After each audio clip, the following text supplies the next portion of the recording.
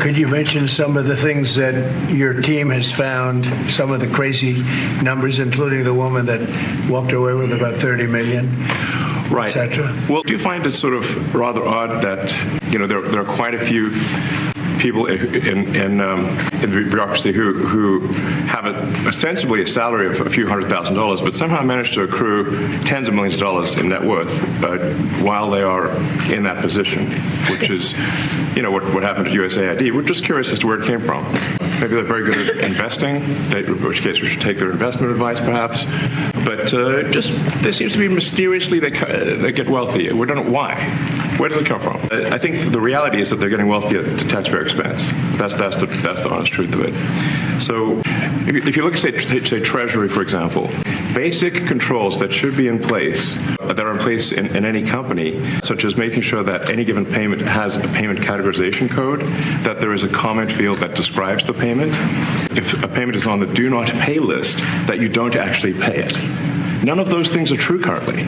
So the reason that departments can't pass audits is because the payments don't have a categorization code. It's like just a massive number of blank checks just flying out the building. So you can't reconcile blank checks.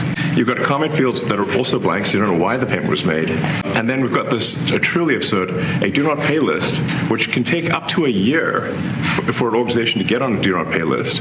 And this, we're talking about terrorist organizations, we're talking about known fraudsters, known aspects of waste, known things that do not match any congressional appropriation, can take up to a year to get on the list. And even once on the list is not used.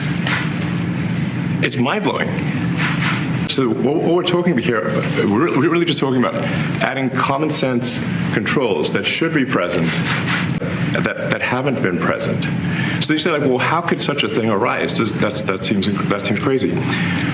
When you understand that really everything is geared towards complaint minimization, then you understand the motivations. So if people receive money, they don't complain, obviously. But if people don't receive money, they do complain. And the fraudsters complain the loudest and the fastest. So then when you understand that, then it makes sense. Oh, that's why everything they approve all the payments at Treasury. Because if you approve all the payments, you don't get complaints. But now we're saying that, no, actually, we are going to complain. If money is spent badly, if your taxpayer dollars are not spent in a sensible and frugal manner, then that's not okay. Your tax dollars need to be spent wisely on things that matter to the people. These things, it's just common sense. It's not draconian or radical, I think. It's really just saying, let's look at each of these expenditures and say, is this actually in the best interest of the people? And if it is, it's approved. If it's not, we should think about it.